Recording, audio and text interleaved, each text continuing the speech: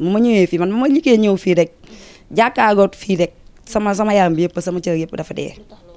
parce que dama am bettee parce que man dama wóoru ma fii amul kenn man cunduma dëkk fii te am pris kii ga tooga si biir tooga am pris amul clôture buntu yi baaxul palanteer yaa ngi wadd dama ne ŋàpp ñaari néeg yi am saa demee nga ma defal bàyyi ma amul waañ amul douche amul clôture amul dara te ma waxantee ñoom waañ magasin kii te si biir oto bi loolu ngeen wax ba tax ma joxe sama xaalis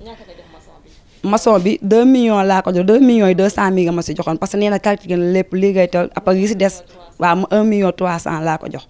tabax bi buntu yi baaxut palanteer yi baaxut yëpp ni war yi te damay tëdd ba guddi sax am saay-saay yi fëgg di ñëw damay jël jaasi ne dem ba paate yeewu leen parce que am na kuy fëgg pour bëgg jël jaasi bi di xool pour bëgg ñoo xam ne fii am na góor parce que ñemewu ma man kese jigéen amul courant amul ndox lëndëm si biir tool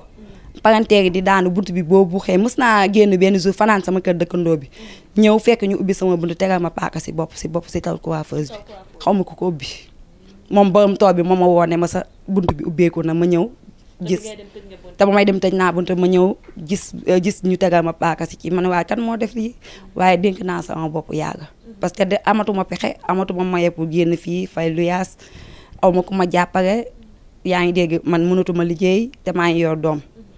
waaw. gannaaw bañ la tegalee paaka ci kawlal bi nga ñëw fekk ko fii nga xamante ni ñun avant ñu fee dugg sax problème la jafe-jafe yi nga xamante ni am nañu ko ci yoon beeg avant ñoo yegg seeg yooyu ndax dangay faral di am ñu la fiy menacé wala c'est la première fois nga fekk fi paaka ba. waaw damay am ñi may menacé fii parce que dama menacé maanaam fi nga dëkk wóoru nangam saay-saay yi dañ fii même borom tool bi dana ma téye sa heure booy nelaw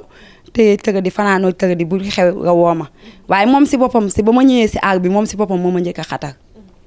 moom mooy xam ne moom moo ma jaay te moo tax ma tuxu si mu ne ma doo manqué fii ndox doo manqué courant moom si boppam moo ma njëkk a xatal si la xatal